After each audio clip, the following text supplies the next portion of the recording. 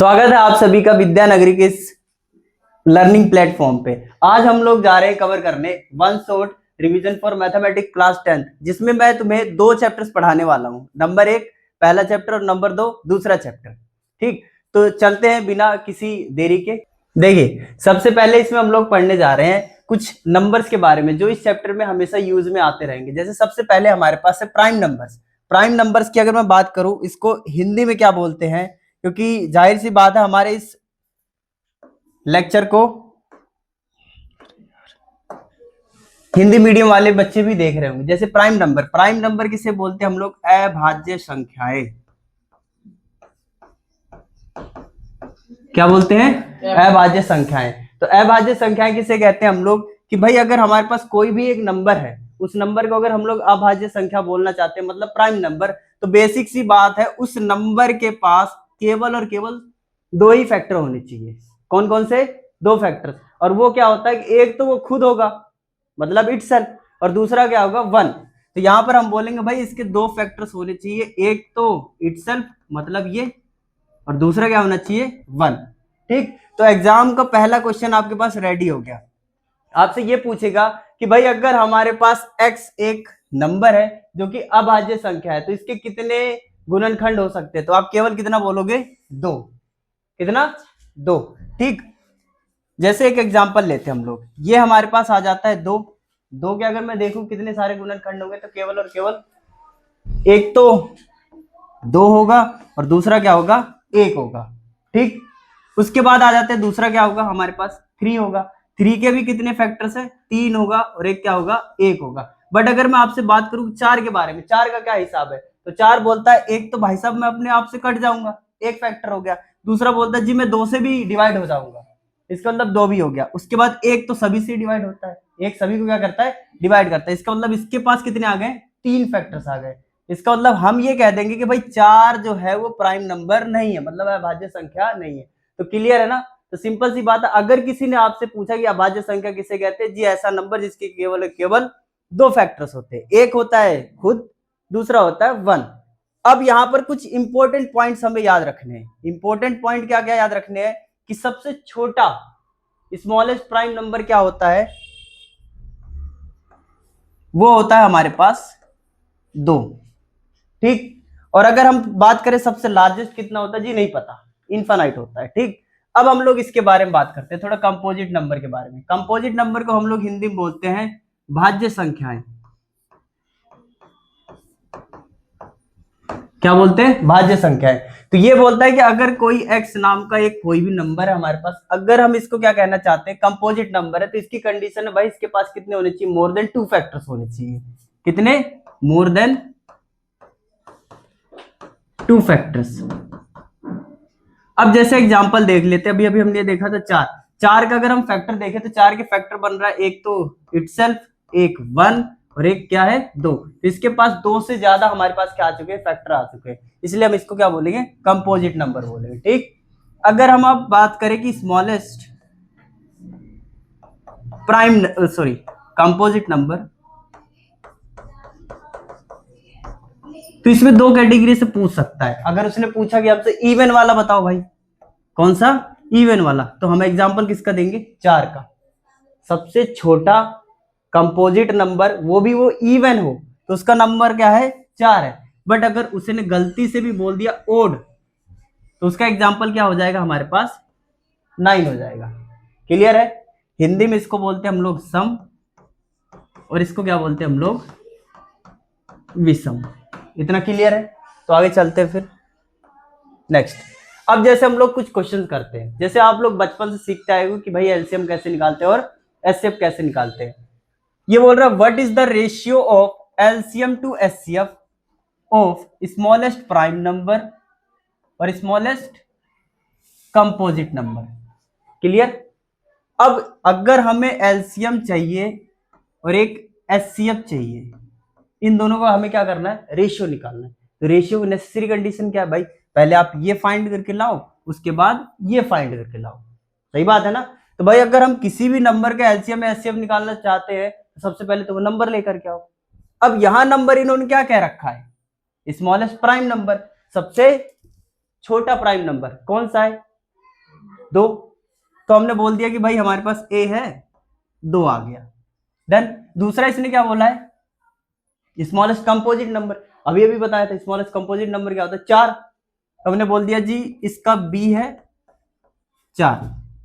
अब इन दोनों का एक बार आप एलसीएम निकालो, एलसीएम ऑफ 2, 4 कितना आएगा, 4 आएगा, ठीक। और अगर आप एचसीएफ निकालोगे तो वो कितना आएगा, 2। अब इन्होंने लाइन क्या बोली, एलसीएम टू एचसीएफ, तो 2 के बाद जो है वो कहाँ आएगा, हमेशा नीचे आएगा, ऐसे लिखेंगे एलसीएम रेशियो एचसीएफ बराबर कितना हो जाएगा, इसकी वैल्यू कितनी है हमारे पास 4:2, कट करके कितना आ गया 2:1। क्लियर, समझ में आया। अब अगर मैं आप लोगों से एक क्वेश्चन पूछूं, क्वेश्चन ये है कि हमारे पास इस बार आपको वही बताना है, सेम एलसीएम रेशियो एचसीएफ बताना है, बट मैं कंडीशन सब चेंज कर रहा हूं। मैंने यहां लिखा कि स्मॉलेस्ट इवन प्राइम और स्मॉलेस्ट ओड कंपोजिट। तो एक बार वीडियो को फटाफट पॉज करके फटाक से इसका आंसर निकालो। तो चलिए देखिए, अभी अभी आपको मैंने बताया कि स्मॉलेस्ट इवन प्राइम नंबर क्या होता है, हमारे पास 2 होता है। और अगर मैं स्मॉलेस्ट ओड कंपोजिट नंबर के बारे में बात करूं, कंपोजिट नंबर शुरू कहां से है, 4, लेकिन ओड नहीं है। उसके बाद कंपोजिट क्या आता है, 6, ऑल्सो नॉट ओड। उसके बाद 8 नहीं है। उसके बाद 9 आता है, 9 इकलौता सबसे छोटा ओड नंबर है जो कंपोजिट है ना। तो यहां पर हमारे पास आ गया 9। अगर आप इसका एलसीएम निकालेंगे तो एलसीएम कितना आएगा इसका, 18 आ गया 18। अगर मैं एचसीएफ निकालूंगा तो जी भैया कुछ भी नहीं कॉमन, तो इसका मतलब 1 आ जाएगा। आपने रेशियो किसका मांगा, एलसीएम टू एचसीएफ, मतलब 18:1। क्लियर, ठीक है, चले आगे। चलिए जी, ये आ गया। फिर अगला क्वेश्चन जस्ट जो मैंने अभी पूछा था, ठीक वही है, सेम एलसीएम टू एचसीएफ बताना, स्मॉलेस्ट इवन प्राइम नंबर और स्मॉलेस्ट ओड कंपोजिट नंबर, ठीक। तो ये आप लोग कर लेना। फिर ये आ जाता है हमारे पास एलसीएम और एचसीएफ से ही रिलेटेड आ जाता है। देखिए जैसे ये, अब ये हमसे बोल रहा है कि find the LCM and HCF of the following number. यहाँ इसने कंडीशन क्या लगा दी भाई, ए है, बी है, सी है, सारे सारे कैसे हमारे पास प्राइम नंबर, इसका मतलब इसके अलावा कोई फैक्टर नहीं होगा, करेक्ट। अब पहला क्वेश्चन ये हमसे पूछ रहा है, बड़ा प्यारा सा क्वेश्चन है। अगर हमारे पास x इक्वल टू a की पावर 2, b की पावर 3 एंड c की पावर 5 है, एंड y हमारे पास क्या है, a की पावर 2, b की पावर 1, c की power 4, and z equal to है a b की पावर 1 और c की पावर 4। अब आपसे इसने पूछा कि एक तो भाई बताइए हमें एचसीएफ और एक एलसीएम। तो देखो सबसे एकदम सिंपल सा ट्रिक बताता हूं कि अगर आपको एचसीएफ कभी भी निकालना हो कितने भी नंबर्स का, बस आपको ये देखना है कि एक नंबर पकड़ना है, उसमें का एक नंबर पकड़ लो, उसके बाद देखो वो हर जगह प्रेजेंट है या फिर नहीं है। जैसे मैंने बोला ए, इस वाले में ए है, जी हाँ, इसमें भी ए है, जी हाँ, इसमें भी ए है, हाँ जी। तो हमें जस्ट क्या करना है, ए की उस पावर को उठाना है जो सबसे लीस्ट हो। लीस्ट का मतलब सबसे कम हो। सबसे कम क्या है हमारे पास, ए है, तो हमने यहां पर ए लिख दिया, करेक्ट। ऐसे ही बी के साथ करो, बी में भी क्या है सबसे कम, बी है, और सी वाले में भी सबसे कम क्या है हमारे पास, सी के पावर 4, तो आपके पास ये एचसीएफ आ गया, करेक्ट। ऐसे ही हम लोग एलसीएम के पास चलते हैं, एलसीएम में देखते हैं सबसे बड़ा। अब इसमें ये मैटर नहीं करता कोई नंबर कहीं है या नहीं है, बस एक जगह पकड़ लो, उसको देखो सबसे हाईएस्ट कितना है, करेक्ट। ये क्या है हमारे पास, ए की पावर 2, यहां पर सबसे हाईएस्ट बी की पावर 3, एंड यहां पर सबसे हाईएस्ट सी की पावर 5। तो ये हमारे पास एलसीएम और एचसीएफ आ गया, करेक्ट। बट यहां पर थोड़ा सा और वो ट्विस्ट कर देगा। अगर इसने कभी पूछ लिया कि भाई हाँ आपके पास ये x है, y है और z है, इसका ये बताओ एलसीएम टू एचसीएफ का रेशियो क्या होगा, एलसीएम टू एचसीएफ। तो हमने एलसीएम निकाल लिया है, एचसीएफ भी निकाल लिया है, तो एलसीएम को कहां रखना है हमें, ऊपर, और एचसीएफ को कहां रखना है, नीचे, है ना। चलो फिर रख देते हैं, a की पावर 2, b की पावर 3 एंड c की power 5, and divided by a, b, c की पावर 4।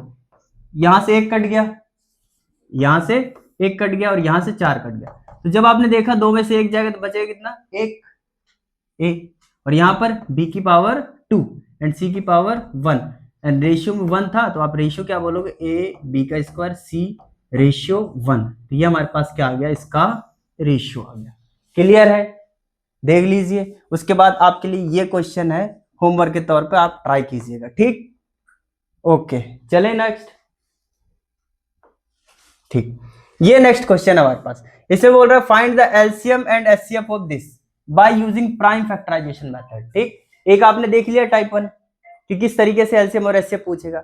सेकंड है हमारे पास ये हमें नंबर्स दे देगा, जैसे हमारे पास एक दे रखा है 6, 72 और इसके बाद 120।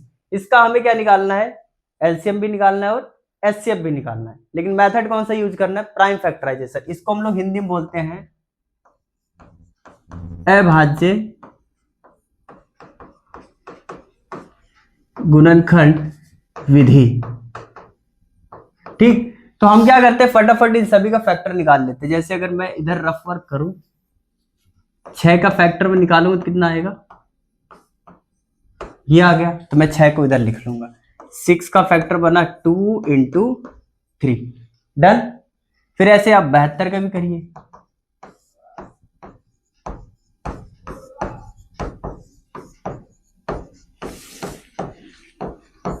ठीक, 2 कितनी बार है, 1 2 3 है ना, 2 की पावर 2 लिख लिया, डन। उसके बाद 3 कितनी बार है हमारे पास, 2 बार है, तो हमने 3 की पावर 2 लिख लिया। क्लियर है, सॉरी यहां पर 2 की पावर हमारे पास क्या था, 3, तो यहां पर 3 लिख देते हैं। ठीक, नहीं तो 1 मिनट,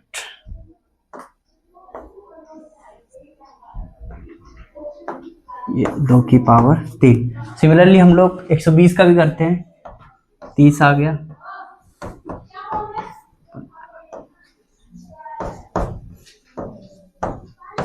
ठीक। यहां 2 कितनी बार है, 3 बार है, तो यहां लिख दिया हमने 2 की पावर 3 है ना। उसके बाद 3 एक ही बार है, 3 की पावर 1 इंटू में 5 की पावर 1। क्लियर है इतना। अब हमें इसका क्या निकालना है, पहले एलसीएम निकालना है।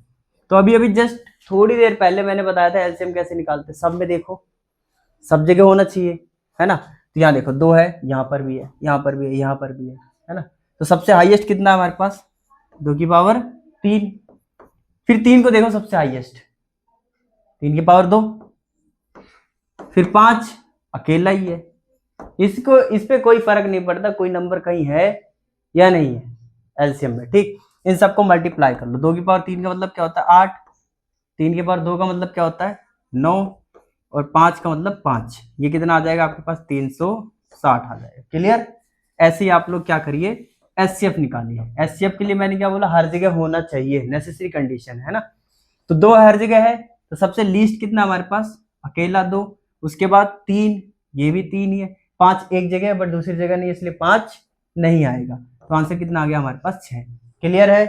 फिर आगे चलते हैं, ये अब ये हमारे पास दे रखा है। अब यहां से इसके एप्लीकेशंस आ जाते हैं कि मतलब बहुत सारे आते हैं। जैसे हमने देखा होगा स्ट्रीट प्रॉब्लम आ जाता है, जैसे बोलते हैं स्ट्रीट पे इतनी हेडलाइट लगी हुई है हमारे पास, वो इतने सेकंड में ब्लिंक करती, दूसरी वाली इतने सेकंड में ब्लिंक करती है ना।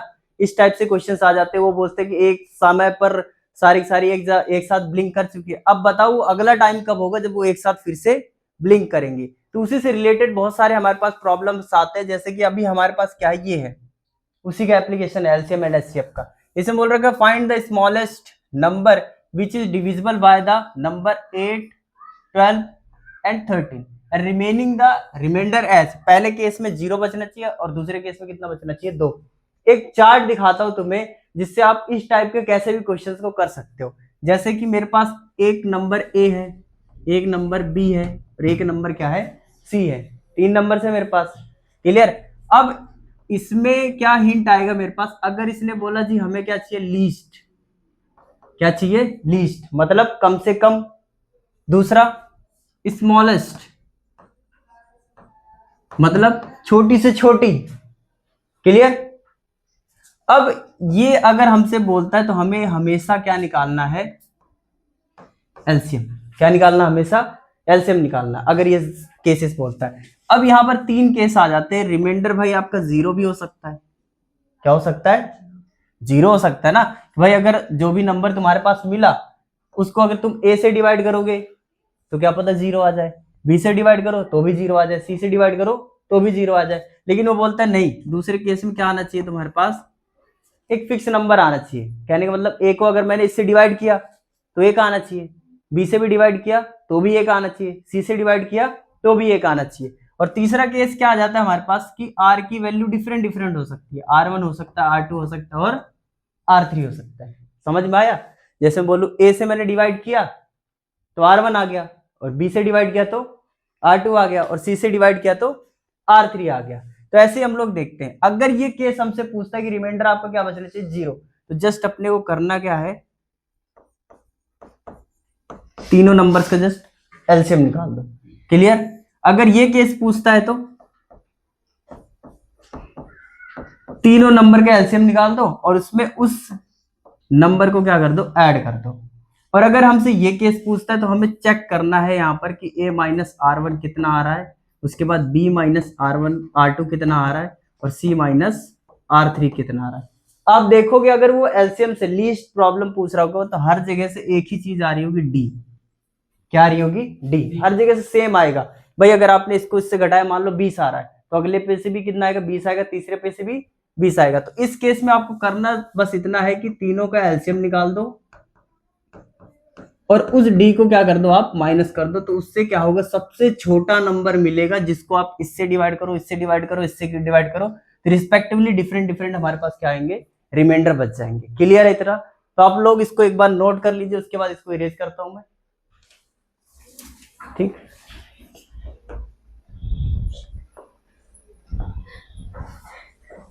ठीक। तो अब हम लोग क्या करते हैं, ये वाला क्वेश्चन करते हैं। इसमें बोल रहा है हमसे स्मॉलेस्ट नंबर। स्मॉलेस्ट नंबर देखते ही हमारे दिमाग की बत्ती जलनी चाहिए कि निकालना क्या हमें, एलसीएम। अब यहां इन्होंने बोला नंबर क्या है आपके पास, एक 8 है, एक 12 है और एक क्या है, 30 है। पहले केस में क्या बोल रहा है, हर एक केस में रिमाइंडर क्या बचना चाहिए, 0। इसमें करोगे क्या, जस्ट उसका एलसीएम निकाल दोगे। तो इसका एलसीएम निकालो तीनों का।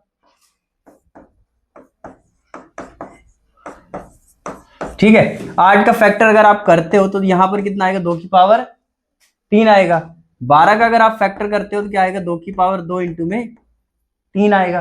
और अगर आप 30 का फैक्टर करते हो तो 2 इंटू में 3 इंटू में 5 आएगा। क्लियर? अब हमें रिमाइंडर 0 चाहिए, तो हम इसका एलसीएम निकाल देते हैं। तो एलसीएम कितना आएगा,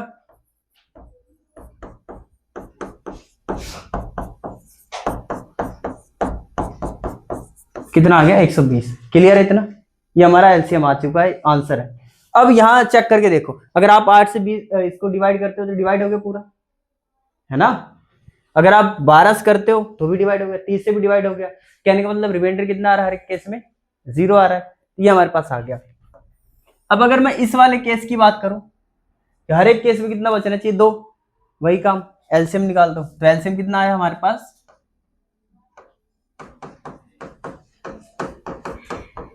120, है ना? और जस्ट क्या करना, हमें रिमाइंडर हर एक केस में 2 बचना चाहिए। तो एलसीएम 2 ऐड कर दो, तो ये कितना आ जाएगा आपके पास, 120 जमा 2 बराबर में 122। डिवाइड करके देखो, हर एक केस में कितना बचेगा, 2 ही बचेगा। क्लियर है ना? चलो फिर नेक्स्ट। अब ये देखो, अब इसमें लार्जेस्ट का आ गया। इसमें क्या क्या आ गया हमारे पास, लार्जेस्ट का आ गया। अब लार्जेस्ट का भी एक केस होता है, जैसे हमारे पास एक नंबर ए है, एक नंबर बी है और एक नंबर सी है। क्लियर? मैं जरूरी नहीं 3 नंबर ले रहा हूं इसका मतलब 3 ही होगा, 3 से ज्यादा भी हो सकता है, 3 से कम भी हो सकता है, लेकिन 2 तो कम से कम रहेंगे। ठीक, अब अगर हमसे यहां बोलता है ग्रेटेस्ट, क्या बोलता है, ग्रेटेस्ट। ग्रेटेस्ट का मतलब क्या होता है, बड़े से बड़ा। क्या होता है, बड़े से बड़ा। ठीक है, या फिर मैक्सिमम। ठीक, तब आप हमेशा क्या करोगे, एचसीएफ निकालोगे। क्या कर दोगे, एचसीएफ निकाल दोगे। अब यहां पर भी 3 केसेस आते हैं कि भाई आपके पास सेम रिमाइंडर होना चाहिए। क्या होना चाहिए, सेम रिमाइंडर होना चाहिए। इस केस में क्या होना चाहिए, सेम तो होना चाहिए, बट एक आर वैल्यू क्या होनी चाहिए, उसकी फिक्स होनी चाहिए। यहाँ पर इसने फिक्स नहीं की, कुछ भी हो सकती है, लेकिन हाँ ये इतना श्योर है कि वो जो भी आप बता रहे हो वो हमेशा क्या रहेगा, सेम रहेगा हर एक केस में। इसमें लेकिन सेम है, लेकिन तुम्हें पर्टिकुलर बता देगा कि जी इतना बचना चाहिए, ठीक। और थर्ड केस क्या आता है हमारे पास, डिफरेंट डिफरेंट आता है, R1 R2 R3। क्लियर, कि मतलब कि जब आप उस नंबर को इससे A से डिवाइड करो तो R1 बचे, B से डिवाइड करो तो R2 बचे, और C से डिवाइड कर दो तो R3 बचे। क्लियर। अब अगर मैं यहां पर देखूं, इसके लिए क्या करना है, तो सबका डिफरेंस ले लेना है। सबका क्या लेना है, डिफरेंस। A में से B को घटा दो, कुछ ना कुछ नंबर आएगा। डिफरेंस का मतलब होता है बिना नेगेटिव बिना पॉजिटिव के, केवल नंबर लेना आपको, ठीक। उसके बाद आप B माइनस सी कर दो, फिर C माइनस ए कर दो, और इन सभी का क्या कर दो आप, HCF निकाल दो। क्लियर। सेम अगर यहाँ ये R बचा रहा है, कितना बचा रहा है, R, तो हर एक में से डिफरेंस ले लो, A minus R, B minus R and C minus R, और इन सभी का क्या करो आप, HCF निकाल दो, तो आपके पास क्या आ जाएगा फाइनल उसका आंसर। सेम इसमें भी डिफरेंस लगा दो, A minus R1, B minus R2 और C माइनस R3। यहाँ कितना आएगा तुम्हारे पास, इसका आंसर आ जाएगा, ठीक। जैसे कि ये वाला क्वेश्चन देखते हैं, एक बार नोट कर लो, ठीक।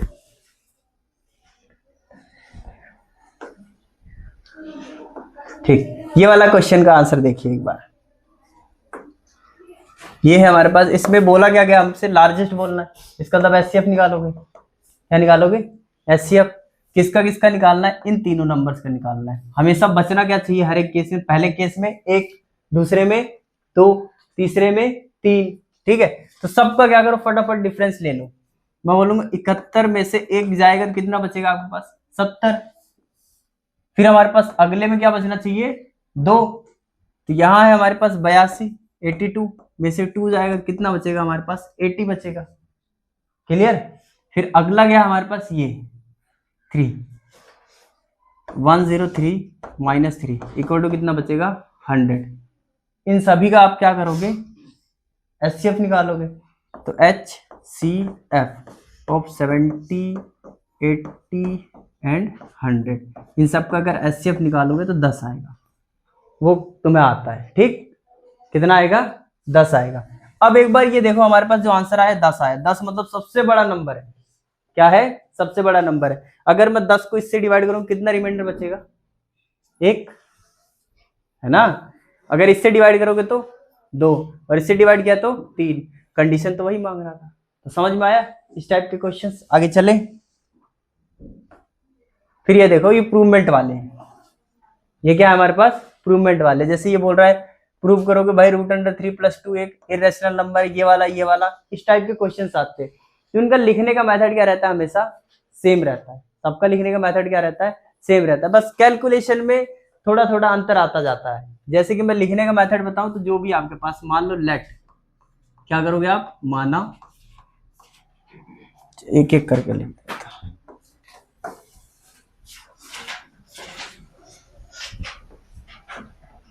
ये लेट डैश इज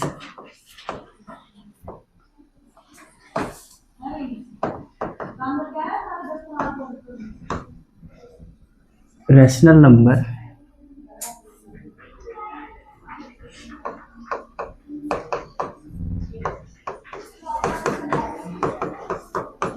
ये हो गया, ठीक। तो सबसे पहला काम क्या होगा हमें, कि भाई उसको मान लेंगे। अगर मैं हिंदी की बात करूं तो मैं इधर हिंदी में बता दे रहा हूं, ठीक। माना ये हमारे पास √3 + 2 एक परिमेय संख्या है। इतने में क्लियर है। तो सबसे पहले क्या करना, हमें मान लेना है, ठीक। माना, क्या मानोगे कि ये एक रैशनल नंबर है। रैशनल नंबर को हमने इस तरीके से रिप्रेजेंट कर दिया। साइड में आपको मेंशन कर देना है कि भाई नीचे वाला आपके पास जो डिनोमिनेटर है वो 0 नहीं होना चाहिए, और P और Q क्या होना चाहिए, दोनों आर पॉजिटिव इंटीजर्स, ठीक है। दोनों क्या होने चाहिए, पॉजिटिव इंटीजर होने चाहिए, मतलब धनात्मक पूर्णांक होने चाहिए। ठीक, अब यहां से हमें हर एक केस में क्या करना है, जो स्क्वायर रूट वाला टर्म है ना, कौन सा स्क्वायर रूट वाला टर्म, मतलब कि इरेशनल नंबर, उसको क्या करना, पकड़ के रखना है और इसको लेफ्ट साइड में ही रखना, बाकी सारी क्वांटिटीज को उधर फेंक देना है। जैसे मैं इधर देखूं तो सबसे पहले कौन सा जाएगा, ये प्लस वाला टर्म, प्लस वाला टर्म उधर जाएगा तो माइनस का हो जाएगा। अब इस फ्रैक्शन को सोल्व कर लो, तो √3 p माइनस 2q अपॉन में q, ये हमारे पास आ चुका है। ठीक, अब इसमें आपके पास ये वाली साइड क्या होती है, हमेशा एक रैशनल होती है। कौन सी साइड होती है, रैशनल, और ये क्या होती है आपके पास, एक इरेशनल होती है। तो यहाँ लिखने का क्या वे रहेगा कि भाई आपके पास ये जो स्टेटमेंट बनी है, ये फर्स्ट है,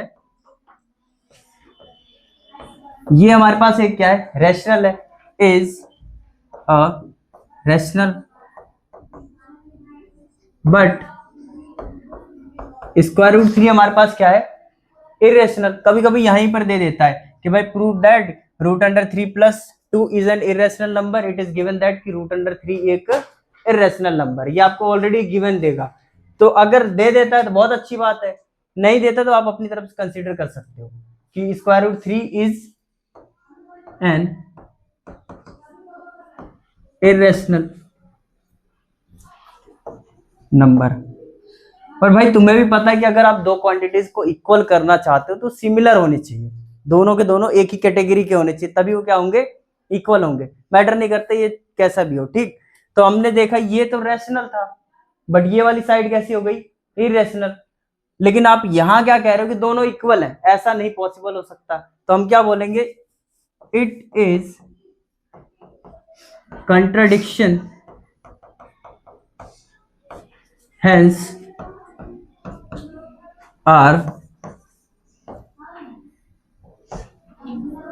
assumption is wrong and √3 plus 2 is an irrational number। ठीक है, और ये हैज प्रूफ। क्लियर है, ये सभी में वे रहेगा। अगर मैं हिंदी की बात करूं तो हिंदी में भी सेम ऐसे लिखेंगे, √3 plus 2 एक परिमेय संख्या हो जाएगी। इस तरीके से आप यहां पर भी कैलकुलेशन करेंगे, p/q माइनस 2 √3, ये हो जाएगा। ठीक, नीचे भी आप लाइन क्या लिख देंगे कि भाई p माइनस 2q अपॉन में q एक क्या है हमारे पास, परिमेय संख्या है, परंतु √3 क्या है हमारे पास, एक अपरिमेय संख्या है। और हम जानते हैं कि एक परिमेय संख्या अपरिमेय संख्या के बराबर नहीं हो सकती, इसलिए हमारा कथन असत्य है। और √3 plus 2 एक हमारे पास क्या हो जाएगी, अपरिमेय संख्या हो जाएगी। क्लियर है, कोई दिक्कत, चले आगे, चलो नोट तो कर लोगे यार। अब लिखने का जब आपने समझ लिया है कि हर एक में जो इनिशियल की लाइन रहेगी और फाइनल की लाइन रहेगी वो हमेशा क्या रहेगी, सेम। बस हमें सीखना क्या है, ये बीच वाली टर्म्स जो आ जाती है। कौन सी टर्म, ये बीच वाली टर्म। जैसे इसमें आई थी तो हमने क्या किया था, अगर ये वाला केस आ गया, मान लो कि वो पूरा शुरुआत का आप लिख दोगे कि लेट ये हमारे पास एक रैशनल नंबर है और इसको हम इस तरीके से रिप्रेजेंट कर सकते हैं। जैसे हमारे पास ये आ गया 2√3 इक्वल टू, हमने क्या मान लिया इसको, p/q। बस यहाँ से आपको निकालना क्या है, √3 p/2q। समझ में आया, शुरुआत में लिख दिया, आखिरी में भी सेम लिखोगे। ये क्या है हमारे पास, एक रैशनल, ये क्या है, इरेशनल, दोनों बराबर नहीं हो सकते, इसलिए हमारा असम्पशन गलत है। ठीक, सेम ऐसे ये वाला भी कर दोगे आप, जैसे ये लिख दिया मैंने 2/√3 इक्वल टू, हमने क्या लेट कर लिया, p/q। इसमें हमें क्या लाना है, ये वाला टर्म ऊपर लाना होता है, इसमें क्या करोगे, रेसिप्रोकल कर दोगे। क्या करोगे, रेसिप्रोकल, यहां लिखेंगे रेसिप्रोकल ऑन बोथ साइड। जैसे आप रेसिप्रोकल करोगे टर्म्स क्या हो जाएंगी, उल्टी हो जाएंगी। तो यहाँ 2/√3 है तो √3/2 हो जाएगा, और यहाँ p/q है तो q/p हो जाएगा। अब हमें ये वाली टर्म बचानी है, बाकी सारी टर्म उधर भेजनी है। तो √3 इक्वल टू कितना आ जाएगा आपके पास, q/p, और यहाँ पर 2 आ जाएगा। फिर से वही टर्म लिखनी है, भाई ये वाली साइड हमारी क्या है, रैशनल, ये कैसी है, इरेशनल, दोनों इक्वल नहीं हो सकती है, इसलिए हमारा एजम्पशन गलत है। आगे चले, ये है, अब ये अलग आ जाता है इसका अलग कैसे आ जाता है देखो। अब ये वाला करते हैं हम लोग, तो इसमें भी कैसे करेंगे हम लोग, let square root 3 is an sorry rational number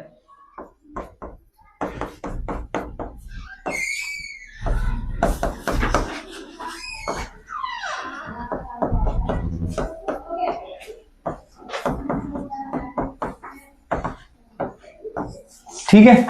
इसमें क्या लिखोगे आप लोग, भाई वही है, रैशनल नंबर मान लिया हमने, लेकिन यहाँ पर ये दिमाग में रखना है कि इसको हमें क्या बताना है, पी और क्यू को कोप्राइम, कोप्राइम को हिंदी में क्या बोलते हैं हम लोग, सह अभाज्य संख्या। ठीक, दोनों दोनों क्या होते हैं हमारे पास, सहभाज्य संख्या बोलते हैं। अब यहाँ क्या करना है, हमें स्क्वायरिंग बोथ साइड करना है,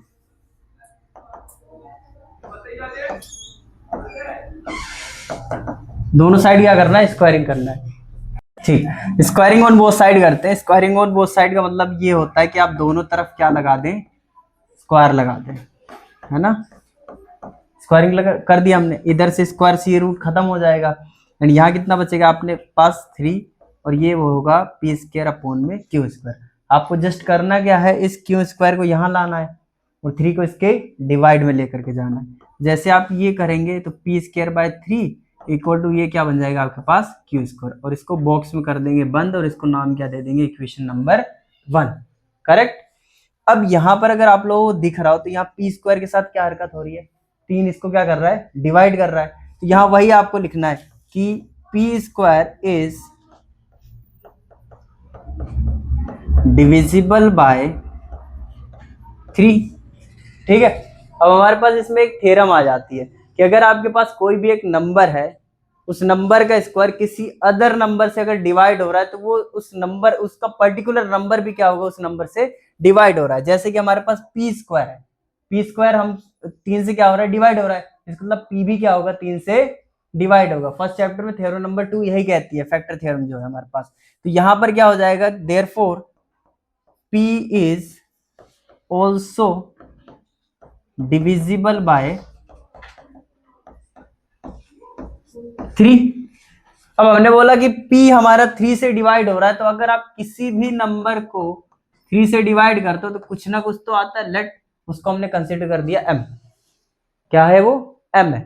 तो अगर ये हमारे पास M है तो हम इसकी वैल्यू जो है P की निकालते हैं यहाँ से, तो P इक्वल टू हम बोल सकते 3 टाइम्स ऑफ M, मतलब वो 3 का मल्टीपल होगा। अब इसकी वैल्यू हम कहाँ से उठाएंगे, यहाँ से उठा करके जस्ट यहाँ फर्स्ट में पुट कर देंगे, फ्रॉम इक्वेशन फर्स्ट क्या कहता है, पी स्क्वायर अपॉन में 3 इक्वल टू में क्यू स्क्वायर। यहाँ पुट करते हैं तो यहाँ आ जाएगा 3m का होल स्क्वायर। ठीक, 3 का स्क्वायर 9, m का square m square divided by 3। यहां से अगर आप कट करेंगे तो यहाँ 3 आएगा, और 3 मल्टीप्लाई से डिवाइड में आ जाएगा। सेम सिनेरियो फिर से क्रिएट हो गया हमारे पास कि भाई इसको नाम देंगे सेकंड, और यहां लिख देंगे हम Q square is divisible bye 3, therefore Q is also divisible by 3। अब यहाँ एक बात, कंट्राडिक्शन आ गई। कंट्राडिक्शन क्या आ गई, यहाँ आपने पी और क्यू का क्या माना है, कोप्राइम, और कोप्राइम का मतलब क्या होता है कि अगर हमारे पास दो नंबर से, एक पी है और एक क्या है, क्यू है, अगर हम इन दोनों को क्या कहना चाहते हैं, कोप्राइम, तो इसकी नेसेसरी कंडीशन क्या होती है, इसका जीसीडी कितना होना चाहिए, 1। जीसीडी का मतलब होता है एचसीएफ, क्या होना चाहिए, एचसीएफ। लेकिन आपने यहाँ क्या करवाया, पी को किससे डिवाइड करवा दिया, 3 से, क्यू को भी किससे करवा दिया, 3 से। इसका मतलब अगर आप इन दोनों का नंबर का एचसीएफ लेने जा रहे हो तो कितना आ जाएगा, 3 तो आएगा ही आएगा। कितना आएगा, 3। लेकिन आप यहाँ क्या कह रहे हो कि कोप्राइम है, तो कोप्राइम का मतलब एचसीएफ कितना आना चाहिए, 1 आना चाहिए। लेकिन यहाँ क्या आ गया, 3। इसका मतलब ये सारी क्या हो गई, तुम्हारे पास कंट्राडिक्शन आ गई। क्या कुछ और रहे हो, दिखा कुछ और रहे हो, इसका मतलब आप क्या कर रहे हो, पागल बना रहे हो। तो आप क्या बोलोगे यहाँ पर, but P and Q are co-prime. Therefore, our assumption is wrong and square root 3 is an irrational number. और ये हो गया हमारे पास प्रूफ। ठीक, अब यहां पर कुछ भी आ जाए, √3 आया आज, कल को √2 आ जाएगा, तो हर जगह 2 2 चिपकाते चलोगे, है ना। और अगर कल को 5 आ गए तो हर जगह 5 5। तो ऐसे क्वेश्चंस आप लोग कर लीजिएगा। ठीक, नेक्स्ट चलते हैं। अब ये आ जाता है एक हमारे पास क्वेश्चन, कभी कभी भूले भटके आ जाता है, जैसे 12 की पावर n है, इसको हमें शो करना है कि कभी भी 0 या 5 पर एंड नहीं होगा, कभी भी नहीं खत्म होगा। तो जस्ट अगर आप एक सिनेरियो दिखाता हूं आपको, जैसे आपके पास 2 नंबर से, लेट एक a है और एक क्या है हमारे पास b है, 2 नंबर से हमारे पास। अब अगर हम बोलना चाहते हैं कि इन दोनों को मैं मल्टीप्लाई करूं, तो इसकी क्या गारंटी है कि इसका जो यूनिट प्लेस है 0 आएगा या 5 आएगा। ठीक है, तो 0 वाला भाई बोलता है कि मेरे पास एक इवन नंबर दे दो और उसके साथ एक क्या दे दो, फैक्टर ऑफ 5 दे दो। फैक्टर ऑफ 5 का मतलब क्या होता है, 5 आ जाए या 15 टाइप का आ जाए, क्योंकि उसमें 5 तो कंटेन कर रहा है ना। तो अगर मेरे पास एक इवन नंबर मिल जाए और एक 5 मिल जाए, तो वो हमेशा 0 पर ही एंड हो जाएगा। हमेशा क्या होगा, 0 पर। कोई सा भी दुनिया का नंबर उठा लो, जैसे मैंने बोला 14 इंटू 5 इक्वल टू कितना आएगा, 70। कितने पे खत्म हुआ, 12 इंटू 5 कितने पे खत्म होगा, बोलो 60। 0 पे खत्म हो गया। तो ये अपने दिमाग में रख लेना कि अगर आप 0 पे खत्म करवाना चाहते हो तो उसमें 2 नेसेसरी कंडीशन है। एक होना चाहिए इवन नंबर, दूसरा क्या होना चाहिए, फैक्टर ऑफ 5। अब फैक्टर ऑफ 5 कहीं से भी आ सकता है, 10 के पास ही फैक्टर ऑफ 5 होता है। ठीक, और अगर मेरे को ओड चाहिए, ओड के साथ मैंने किसी भी एक 5 का मल्टीपल करवाया, तो हमेशा वो कितने पर खत्म होगा, 5 पर। उसका यूनिट डिजिट हमेशा क्या होगा, 5। करके देखो, जैसे अगर मैंने बोला 3 इंटू 5 कितना होगा, 15। ये ओड नंबर है, फैक्टर ऑफ 5। तो यहां से हमने एक चीज तो सीख ली कि भाई अगर आप 2 चीजों को मल्टीप्लाई करवा रहे हो, अगर आप चाहते 0 पे खत्म हो, तो पहला इवन नंबर दे दो, दूसरा फैक्टर ऑफ 5 दे दो। और अगर आप 5 पे खत्म करवाना चाहते हो, तो एक ओड दे दो और एक फैक्टर ऑफ 5। यहां हम लोग देखते हैं कि ये खत्म होगा कि नहीं खत्म होगा, इससे प्रेडिक्ट हो जाएगा। हमने बोला 12 की पावर n है, अगर आप 12 का फैक्टर देखोगे तो ये कितना बनेगा, हमारे पास 2 की पावर 2 और 3 की पावर 1 पावर n है। पावर फॉर्मूला आपने पढ़ा है ना कि अगर होल पे पावर कुछ भी हो तो हर एक के पास जाती है। 2 की पावर 2n इंटू में 3 की पावर n।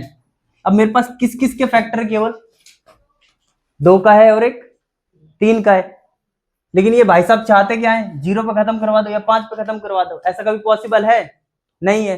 क्यों नहीं है, क्योंकि इसके पास 5 का फैक्टर नहीं है। हम बोलेंगे कि 12 की power n, 12 raise to power n is not ended with 0 और 5 for any n natural number, because it does not contain factor of 5। समझ में आया। हिंदी में कैसे बोलोगे भाई, 12 की पावर n कभी भी 0 पे समाप्त होगी ही नहीं, किसी भी n प्राकृतिक संख्या के लिए। 12 की पावर n कभी भी किसी भी n प्राकृतिक संख्या के लिए 0 पर या 5 पर समाप्त नहीं होगी। उसका कारण क्या था, क्योंकि 5 का कोई गुणनखंड ही नहीं था। वही मैंने इंग्लिश में लिखा है, क्लियर है। तो इसको देख करके जाना, कभी कभी यहाँ 12 की पावर n दे देते, कभी 6 की पावर n दे देगा, कुछ भी दे दे आपको बस यही चेक करना है। अगर उसमें 5 का फैक्टर मिल जाए, साथ में इवन मिल जाए, तो 0 पे खत्म, नहीं मिलेगा तो 0 पे खत्म नहीं होगा। एक आखिरी इस चैप्टर का और क्वेश्चन देखते, ये हमें शो करने के लिए बोलता है कंपोजिट नंबर। शुरुआत में मैंने आप लोगों को बताया था कंपोजिट नंबर किसे कहते हैं, जिसके 2 से ज्यादा फैक्टर हो जाए। और दुनिया में हर एक नंबर के पास 2 फैक्टर होते ही होते हैं कम से कम, एक तो खुद और एक 1। बट बेचारा 1 एक लौता नंबर ऐसा है कि बेचारा ना तो कंपोजिट हो पाता है और ना ही प्राइम हो पाता है। क्यों? प्राइम बोलता है मेरे को 2 फैक्टर चाहिए, एक तो खुद और एक ये तो बेचारा अकेला है। और कंपोजिट तो बोलता है मेरे को 3 चाहिए, मतलब 2 से ज्यादा चाहिए। इसकी बात करते हैं हम लोग। हमारे पास ये नंबर है 10 इंटू 11 इंटू 12 प्लस 12। मैं अगर यहाँ देखूँ तो कुछ कॉमन आ रहा है, हाँ जी कॉमन आ रहा है 12, 12 मैंने निकाल लिया। यहाँ बचेगा 10 इंटू में 11 और प्लस में 1। इसको अगर आप सोल्व करोगे ये हो जाएगा तुम्हारे पास 110 प्लस 1 111। अब यहां अगर तुम देखोगे, एक तो पहली बात ये पूरा का पूरा नंबर खुद से डिवाइड होगा, 1 से भी होगा, 12 से भी होगा, 101 से भी होगा। हो गया ना 3-4 फैक्टर इसके पास। यहां पर ये क्या हो जाएगा कंपोजिट, हम लिख देंगे भाई 10 is composite because it have more than 2 factors। बस काम खत्म, डन। चलते अपने इस सीरीज के अगले क्वेश्चन पे। एक और रह गया है, ये है, ये रिलेशन से पूछ लेता है हमसे। जैसे एक रिलेशन होता है, याद रखिएगा, एलसीएम ऑफ 2 नंबर्स इनटू में HCF of 2 number equal to कितना होता है, ए इंटू बी।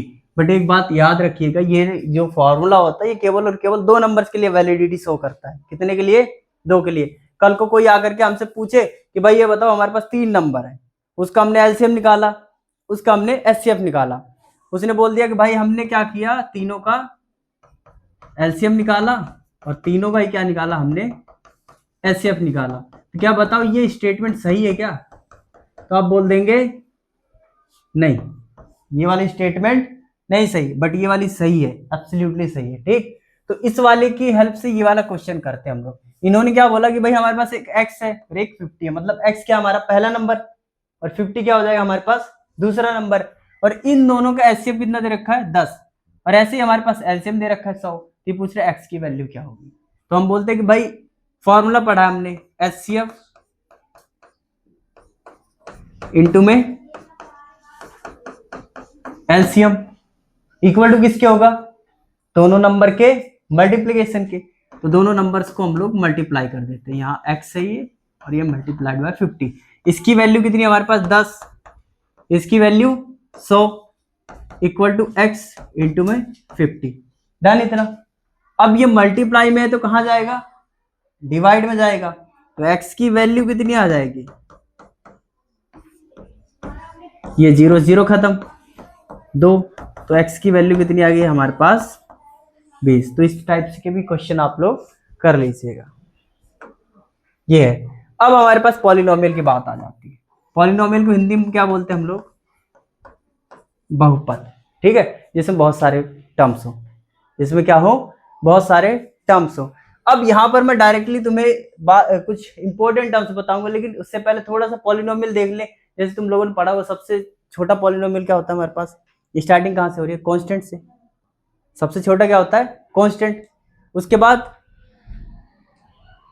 लीनियर, फिर quadratic, cubic and so on, ऐसे चलते जाता है। ठीक है, तो हमने क्या बताया अभी अभी कि हमने बहुत सारे पॉलिनोमियल पढ़े हैं भाई। एक होता है हमारे पास लीनियर, फिर एक होता है क्वाड्रेटिक, उसके बाद क्यूबिक, फिर बाई क्वाड्रेटिक, ऐसे चलते रहते हैं। जब बहुत सारे आ जाते हैं तो हम उसको क्या बोल देते हैं, पॉलिनोमियल। मतलब एक ऐसा फंक्शन जिसमें बहुत सारे टर्म्स हो, उसको हम लोग क्या बोलते हैं, पॉलिनोमियल। ठीक, मतलब बहुपद। अब यहां पर कुछ इंपॉर्टेंट टर्म्स होती है, जैसे कि एक हमारे पास होता है जीरो पॉलिनोमियल। क्या होता है, जीरो पॉलिनोमियल, जिसको हम लोग बोलते हैं शून्य बहुपद। क्या बोलते हैं हम लोग, शून्य बहुपद। और ये कैसा दिखता है, जीरो। बड़ा ही खतरनाक आदमी है। कैसा है, बड़ा ही खतरनाक। कैसे खतरनाक है जी, बोलता है कि तुमने अगर मेरे को इसके इस पड़ोसी के साथ रखा तो मैं इसमें घुल मिल जाऊंगा, और इसके साथ रखा तो इसके घुल मिल जाऊंगा, मतलब मैं किसी का सगा नहीं हूं। ऐसे ही करता है ये। देखो इसके साथ, देखो क्या हरकतें होती है। अगर मैंने 0 को x की पावर 1 के साथ रख दिया तो बोलता है जी मेरी डिग्री कितनी आ गई, 1। डिग्री का मतलब क्या होता है, घात। घात कितनी हो गई मेरी 1। अब मैंने बोला कि तू आ जाओ भाई, इसके साथ आ जाओ तुम। इसने बोल दिया अब तो मेरी डिग्री कितनी हो गई 2, घात कितनी हो गई इसकी 2। इसका मतलब मैं अगर इसको डिफरेंट डिफरेंट के साथ रखता चला जाऊंगा तो ये डिफरेंट डिफरेंट बनता जाएगा, लेकिन ऑलवेज ये रहता कितना है 0। तो अगर आपसे कोई भी पूछे कि डिग्री ऑफ पॉलिनोमियल किसकी 0 की, तो वो हमेशा क्या होती है अनडिफाइंड। क्या होती है अनडिफाइंड। डन। उसके बाद आ जाता है हमारे पास दूसरा भाई कांस्टेंट पॉलिनोमियल। क्या आ जाता है कांस्टेंट पॉलिनोमियल। इसको बोलते हैं हम लोग निश्चित बहुपद। निश्चित बहुपद का मतलब क्या होता है, एक नंबर दे दे, कोई सा भी रियल नंबर दे दे। रियल नंबर जैसे मैंने बोल दिया ये 2 है हमारे पास, 2 क्या है कांस्टेंट है, कांस्टेंट है ना। अगर मैं बोलूं 3, ये भी कांस्टेंट है। 1/2 कांस्टेंट है, √2 कांस्टेंट है, पाई कांस्टेंट है। सारे सारे क्या हमारे पास कांस्टेंट पॉलिनोमियल की कैटेगरी में आ जाते हैं। और इसमें देखोगे तुम एक्स का टर्म क्या है गायब है, गायब नहीं है वो है। जैसे बोलो 2 के पास एक्स है, हाँ जी है एक्स है, लेकिन उसकी पावर कितनी है 0 है। इसका मतलब जितने भी कांस्टेंट पॉलिनोमियल है उन सभी में जो डिग्री होती है, डिग्री कितनी होती है 0। कितनी डिग्री 0, ठीक है। तो इसकी डिग्री कितनी हो जाएगी हमारे पास 0। तो ये दोनों बातें याद रख के रखना। सीबीएसई तो पूछता है एसएसएल रीजन में बना करके, और एचबीएससी भी पूछता है, ठीक। कि डिग्री ऑफ 0 पॉलिनोमियल क्या होती है अनडिफाइंड, कांस्टेंट की 0। और आगे आप लोगों को पता होगा लीनियर की कितनी होती है 1, क्वाड्रेटिक की 2, क्यूबिक की 3, बाई क्वाड्रेटिक की 4, ऐसे चलता रहता है हमारे पास, ठीक। तो मेन ये बताना था मेरे को।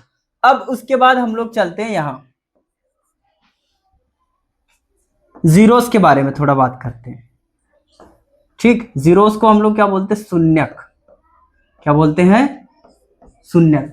शून्यक का मतलब क्या होता है कि भाई एक ऐसा नंबर, कैसा नंबर, एक ऐसा नंबर कि बोलता है कि मैं अगर उस पॉलिनोमियल का 0 हूं, तो जब आप मेरे को उस पॉलिनोमियल के अंदर रखोगे, वैल्यू पुट करोगे, तो मैं उसकी वैल्यू को क्या बना दूंगा कंप्लीटली 0। जैसे मैं एक एग्जांपल तुम्हें दिखाता हूं। मैंने बोला कि x इक्वल टू मेरे पास 2 है, x इक्वल टू क्या है 2 है, और एक मैंने पॉलिनोमियल डिफाइन की x की पावर 2 -4।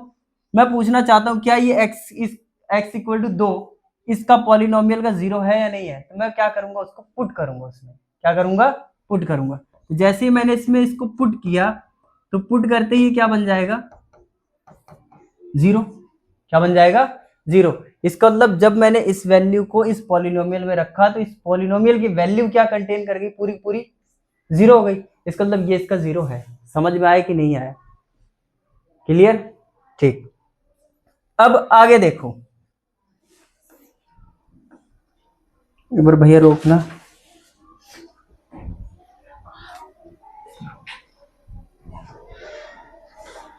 देखना चाहता हूँ इसमें स्लाइड है कि नहीं आगे वो वाली जो, ठीक। तो अगर हमें किसी को भी बताना है कि इसका 0 है या नहीं है, जस्ट उसमें पुट करना। पुट करते अगर इसकी वैल्यू कंप्लीटली क्या बन जाती है 0, इट मींस वो उसका 0 है, ठीक। ऐसे ही हमसे पूछता है कभी कभी। जैसे यहाँ एक क्वेश्चन दिखाता हूँ तुम्हें छोटा सा। मैंने बोला कि k की वैल्यू फाइंड करो, k की क्या करो वैल्यू फाइंड करो। अगर x इक्वल टू 2 0 है किसका इस पॉलिनोमियल का, px equal to 3x square plus में 4kx प्लस 5। ये हमने एक छोटा सा क्वेश्चन बनाया, ठीक। तो हमने बोला कि भाई k की किस वैल्यू के लिए ये इसका 0 बन जाएगा। 0 अभी हमने क्या बोला कि जब भी आप इसको इसमें पुट करोगे तो उस पॉलिनोमियल की कंप्लीट वैल्यू क्या बनाएगा वो 0 बनाएगा। तो जस्ट जब हम इसको इसमें पुट कर रहे हैं p at 2,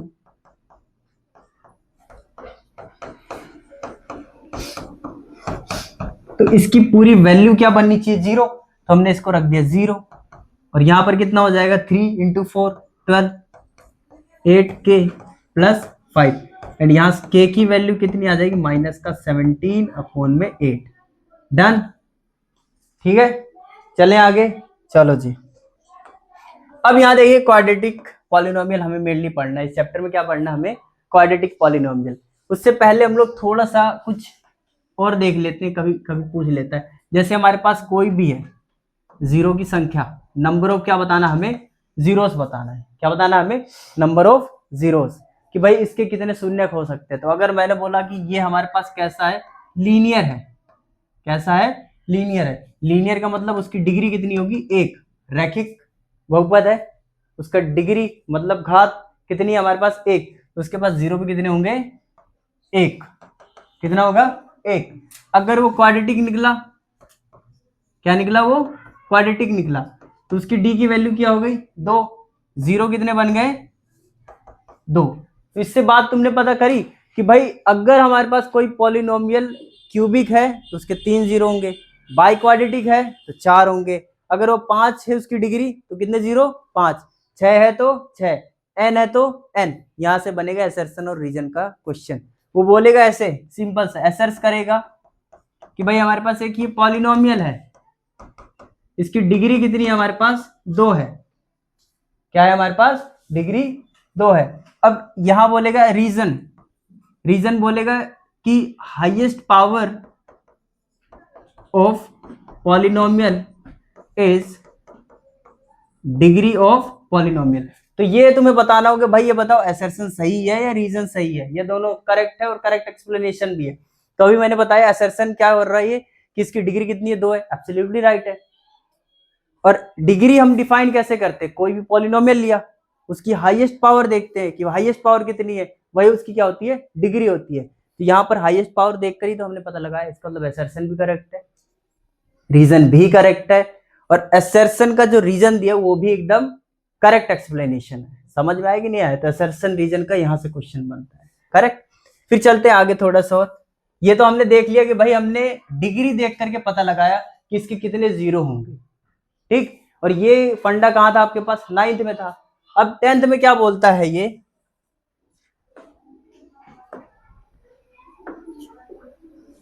10th में आपको देगा ग्राफिकली। अगर मैं ग्राफिकली बात करूं, एक मिनट,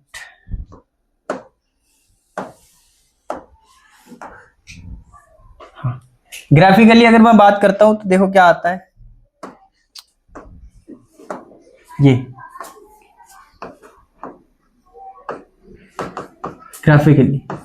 कि ग्राफ के थ्रू हम कैसे पता करेंगे, जैसे ये है हमारे पास एक ग्राफ, मैंने ये बताया, ये है।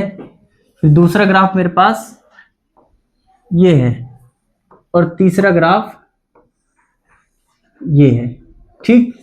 इतने सारे हमारे पास ग्राफ है। इसको भी थोड़ा ऐसे कर देते हैं। मैं बोलता हूं ये हमारे पास पी एक्स का ग्राफ है, ये भी हमारा पी एक्स का ग्राफ है, और ये भी हमारा पी एक्स का ग्राफ है। और एक मैं ले लेता हूं कुछ इस तरीके से, और ये हमारा क्या हो जाएगा, पी वाई का ग्राफ हो जाएगा। तो हमें इसमें ग्राफिकली देख करके कैसे बताओ कितने जीरोस हैं। तो आपको फोकस कहां रखना है, आपने पूछा क्या है।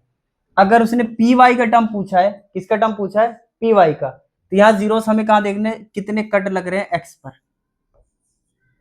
एक्स पर कितने कट लग रहे हैं, कितने कट लग रहे हैं यहाँ पर, 1 2 3 4। तो मतलब इसकी जीरो कितने होंगे, कितने होंगे, 0 4। और डिग्री भी इसकी कितनी होगी, 4 ही होगी। सिमिलरली यहाँ कितने हो जाएंगे, 2। यहाँ कितने हो जाएंगे, 3। और यहाँ कितने हो जाएंगे, कितने, 1। क्यों, क्योंकि यहाँ पर पॉलिनोमियल चेंज कर दिया। क्या कर दिया इसने, पॉलिनोमियल। पॉलिनोमियल किस टर्म में हो गया हमारे पास, y के टर्म्स में हो गया। जैसे y के टर्म्स में आएगा तो आप नंबर ऑफ कट कहां देखोगे, y पर देखोगे, करेक्ट। तो ये तो था हमारे पास नंबर ऑफ क्वाड्रेटिक, वो sorry, number of polynomial zeros बताने का तरीका, कि ग्राफिकली आप कैसे बताओगे, ठीक। अब हम लोग अपने चैप्टर पे मेनली आते हैं, जो हमारे ये है क्वाड्रेटिक पॉलिनोमियल। अब क्वाड्रेटिक पॉलिनोमियल की अगर मैं बात करूं तो इसकी स्टैंडर्ड नोटेशन क्या होती है, standard notation, standard form. Standard form हमारे पास होती है a x square plus b x plus c, correct. Standard notation क्या है, a x square plus b x plus c. इसे कहते हैं हम लोग क्वाड्रेटिक पॉलिनोमियल। और इसका अगर आप कर्व की बात करते हो, क्या बात करते हो, कर्व, कि भाई इसकी शकल सूरत कैसी दिखती है, शकल सूरत कैसी दिखती है, एक नाम होता है इसका पैराबोला। क्या नाम होता है इसका? पैराबोला। हिंदी में इसको बोलते हैं परवलय। क्या बोलते हैं हम लोग इसको? परवलय। और दिखता कैसा है जी? कुछ इस तरीके का दिखता है, ऐसा भी दिख सकता है और ऐसा भी दिख सकता है, और कैसा दिख सकता है? ऐसा भी दिख सकता है, और कैसा दिख सकता है? इस तरीके का। और कैसे कैसे दिख सकते हैं?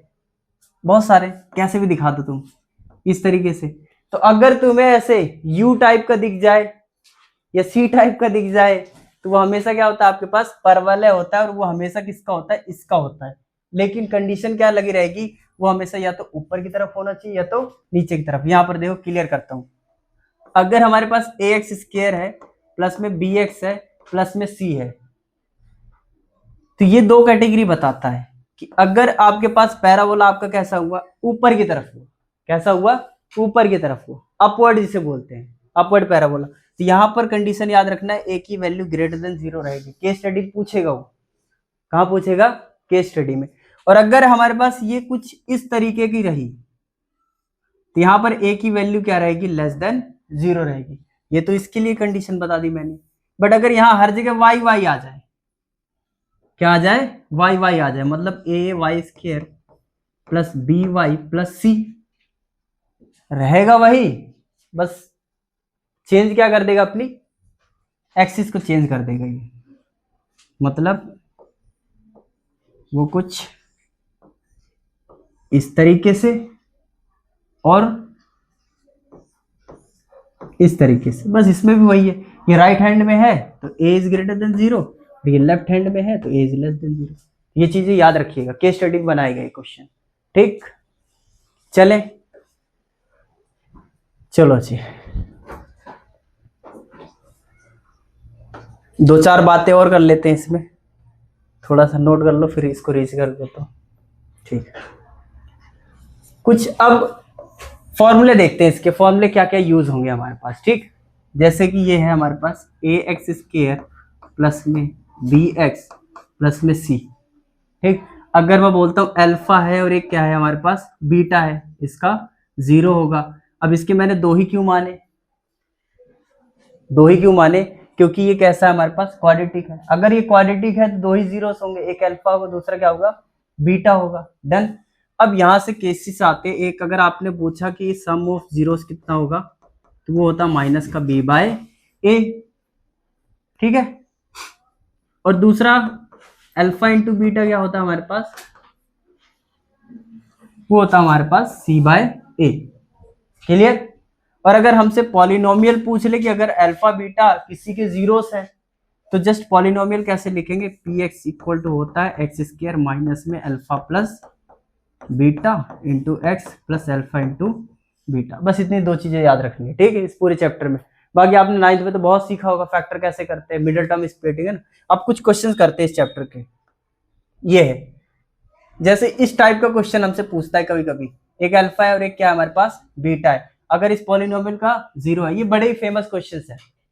ठीक, कैसे है? इस तरीके के, अगर अल्फा और बीटा इसके 0 है तब ये बताओ। अब तुम्हें बताता हूं, जब तुम्हें क्वेश्चन देगा ना पीएक्स की टर्म्स में, अगर उसका फैक्टर बन जाए तो बहुत अच्छी बात है।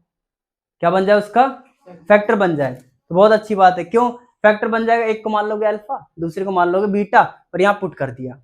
लेकिन तुम्हारी किस्मत हुई खराब। खराब क्या? कि तुम पूरा का पूरा दिमाग मार लिए हो, लेकिन उसके फैक्टर नहीं बन रहे। फैक्टर नहीं बन रहे। कुछ क्वेश्चन यहाँ पर ऐसा ही सेट किया है कि आप कुछ भी कर लो, बस इसका फैक्टर आप नहीं निकाल पाओगे। लेकिन उसके बावजूद ही हमसे इसकी वैल्यू पूछ रहा है, इसकी वैल्यू पूछ रहा है, इसकी वैल्यू पूछ रहा है, इसकी वैल्यू पूछ रहा है, उसकी वैल्यू पूछ रहा है। क्वेश्चन कैसे भी बन सकता है। माइंड में केवल दो चीजें लेकर के चलनी है कि पूरी की पूरी एक्सप्रेशन को क्या करना है? कन्वर्ट करना है। कहां पर? अल्फा प्लस बीटा और अल्फा इंटू बीटा के फॉर्म में। कैसे कैसे कन्वर्ट करोगे? तुम्हें 3 से 4 फॉर्मूला बताऊंगा, बाकी उन्हीं को मर्ज करके वो बनाते रहता है। नंबर 1 क्या याद रखना अपने को, कि अगर हमसे कभी भी फ्रैक्शनल कैसे भी दे सकता है। अब फ्रैक्शनल ऐसा भी होता है, फ्रैक्शन का मतलब ये भी होता है। फ्रैक्शन का मतलब समझ गए? न्यूमरेटर बाय डिनोमिनेटर कैसे भी बना दे। अगर फ्रैक्शन देता है तो पहला हमारे माइंड में यही आना चाहिए, भाई फ्रैक्शन सोल्व करो। फ्रैक्शन क्या करो, सोल्व करो। तो यहाँ फ्रैक्शन क्या बोलता है, अल्फा प्लस बीटा अपॉन में अल्फा इंटू बीटा। क्लियर। और अगर ये वाला कंडीशन आ गया हमारे पास तो यहाँ बनता है alpha square plus beta square upon में अल्फा इंटू बीटा। बात आई। पहला याद रखना कि अगर कभी भी फ्रैक्शन बनता है तो फ्रैक्शन को पहले सोल्व करो। अब एक ये देखना,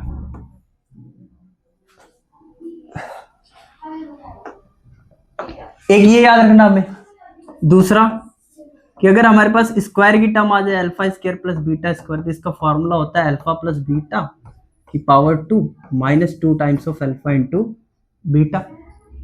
ये हो गया। थर्ड याद रखना, अगर क्यूबिक में आ जाए तो ये होता है अल्फा प्लस बीटा की power 3 and minus 3 times of alpha into beta alpha plus beta. Third याद रखना हमें अल्फा माइनस बीटा का स्क्वायर कर देते हैं यहाँ पर और ये होता है अल्फा प्लस बीटा का whole square minus 4 times of alpha into beta. इतनी चीजें याद रख लो, ये सारे के सारे हो जाएंगे, कोई सा भी ऐसा नहीं है जो नहीं होगा। तो इसको फटाफट नोट कर लीजिएगा। ठीक, नोट कर लिया होगा। ठीक, चलिए नेक्स्ट। अब पहला क्वेश्चन ये हमारे पास है, लेकिन इन सभी को डन करने से पहले सबसे पहले हम लोग निकाल लेते हैं यहां पर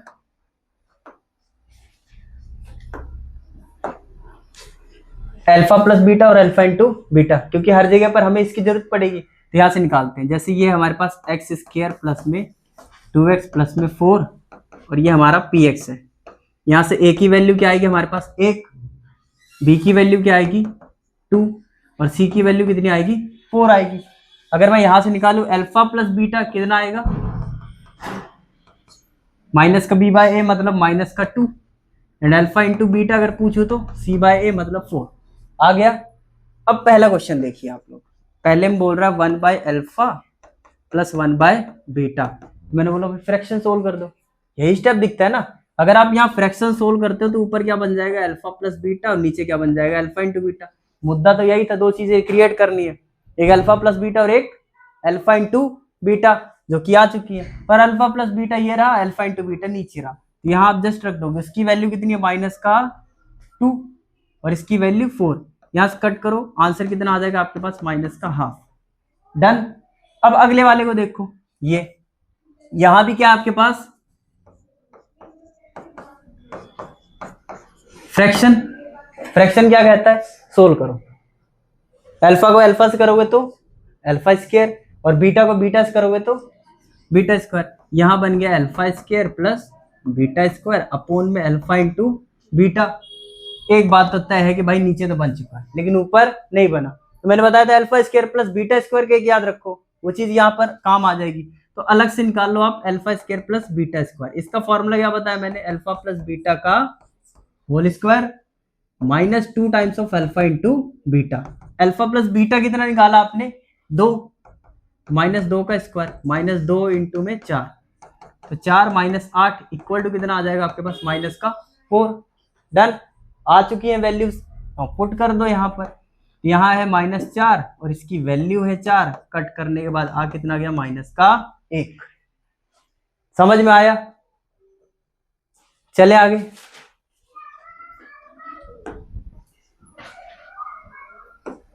ठीक, अब ये वाला देखिए, ये तो अभी अभी हो गया हमारे पास। ठीक, ये हो चुका है। अब इस वाले को देखो, अल्फा क्यूब वाला है। तो मैंने क्या बताया, अल्फा क्यूब प्लस में बीटा क्यूब इक्वल टू में आ जाएगा हमारे पास अल्फा प्लस बीटा की power 3 minus 3 times of alpha into beta plus. हो गया, वैल्यूज पुट कर दो। इसकी वैल्यू कितनी है हमारे पास माइनस का 2, इसकी वैल्यू कितनी है 4, इसकी वैल्यू माइनस का 2। इसको सोल्व करो, कितना आएगा माइनस का 8 और यहाँ पर 12 24, कितना आ जाएगा तुम्हारे पास 16। ठीक, तो alpha cube plus beta cube ये आ गया। ठीक, अब अगर मैं अपनी मर्जी से एक क्वेश्चन तुम्हें दे दूं अल्फा स्क्वायर अपॉन में beta plus beta square upon में अल्फा, इसकी वैल्यू कमेंट में आप लोग बताइएगा मेरे को, ठीक। चलिए जी, ऐसे आप इस वाले को देखिए, इसमें क्या है, alpha square plus beta plus alpha into में बीटा स्क्वायर। अब यहां पर आप देखोगे ना तो तुम कोई आइडेंटिटी लगा सकते हो, है ना, कोई आइडेंटिटी नहीं लगेगी, ना आप फ्रैक्शन सोल्व कर सकते हो। तो आएगा क्या, कॉमन लेने का मेथड आता है। कॉमन क्या आती है, जो सबसे लीस्ट होती है।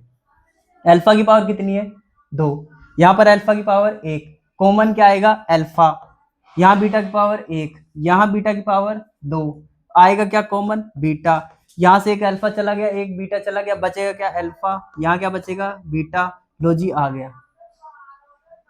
मुद्दा तो यही था ना कि एक अल्फा प्लस बीटा बनाना और एक अल्फा इंटू बीटा, बन गया। इसकी वैल्यू 4 है, इसकी वैल्यू -2 इक्वल टू में कितना आ जाएगा हमारे पास, -8। अब ये फिर से तुम्हारे लिए एक कमेंट का क्वेश्चन, ये बताना कितना आएगा, अल्फा की पावर 3 इंटू में बीटा प्लस अल्फा इंटू में बीटा की पावर 3, ये बताना क्या होगा। डन। चलिए जी, तो ये था हमारे पास इस टाइप के क्वेश्चंस। अब इस चैप्टर में एक आखिरी क्वेश्चन बचता है, वो और करते हैं हम लोग। ये जैसे एक्स स्क्वायर प्लस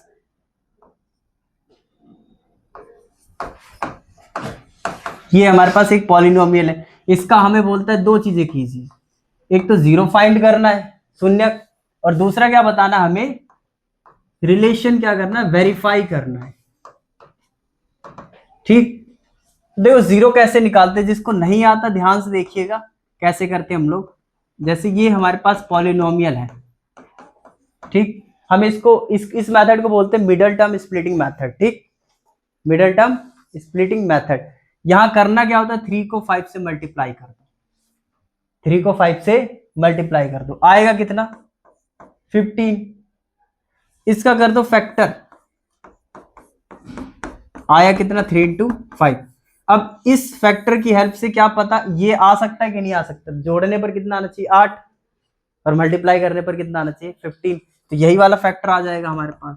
तो 3 इंटू में x square plus 3x plus में 5x, ठीक, दोनों में कॉमन ले लो, ठीक, कॉमन कैसे आएगा, 3 दोनों में है और x भी है, आएगा क्या यहाँ पर x प्लस 1 प्लस, यहाँ कॉमन लो या ना लो, कैसे पता करोगे, x क्या है कितना, 1 को इससे डिवाइड करो, आएगा कितना, 5, यहाँ 5 लिख दो, उसके बाद ब्रैकेट लगाओ, ये जैसा दिख रहा है वैसे का वैसा लिख दो, ठीक। यहाँ से x प्लस 1 आ गया हमारे पास और ये आ गया, ठीक। अब हम यहाँ जीरोस निकालेंगे, तो जीरोस में या तो ये 0 होगा या तो ये 0 होगा। अगर ये वाला 0 हुआ तो पहला 0 हमारे पास क्या आ जाएगा, -1, और दूसरा वाला क्या आ जाएगा हमारे पास, -5/3। ये तो हो गया एक सेक्शन की, भाई 0 आपने निकाल लिए, 3 मार्क्स का आता है, HBSC बोर्ड तो फिक्स है, ठीक है। और एक बेसिक होता है CBSE में, वो 100% एक क्वेश्चन पूछेगा 3 मार्क्स का, ठीक। अब यहां तक हमने कर लिया, ये 0 का काम हो गया। उसके बाद हमें क्या करना है, लेट एक को मान लो अल्फा और एक को मान लो बीटा, किसी को मान लो, किसी को अल्फा मान लो, किसी को भी बीटा मान लो। उसके बाद वेरिफिकेशन यहां पर आ जाओ। वेरिफिकेशन में क्या होता है, अल्फा प्लस बीटा क्या पढ़ा आप लोगों ने, माइनस का b/a, अल्फा की वैल्यू क्या है, -1, यहां रख दिया -1, प्लस इसकी वैल्यू क्या है, -5/3, माइनस b की वैल्यू क्या है हमारे पास 8, और a की वैल्यू क्या है 3, ठीक। इन दोनों को सोल्व करोगे तो आएगा कितना, -8/3 इक्वल टू -8/3। ये वेरीफाई हो गया। एक और रह गया अल्फा इंटू बीटा, और वो क्या होता है हमारे पास c/a, और ये है हमारे पास 8, सॉरी -1 इंटू में -5/3 इक्वल टू 5/3, ये आ जाएगा 5/3, और ये वेरीफाई हो गया। तो आज के लिए इतना ही बहुत है, अब मिलते हैं अगली वीडियो में।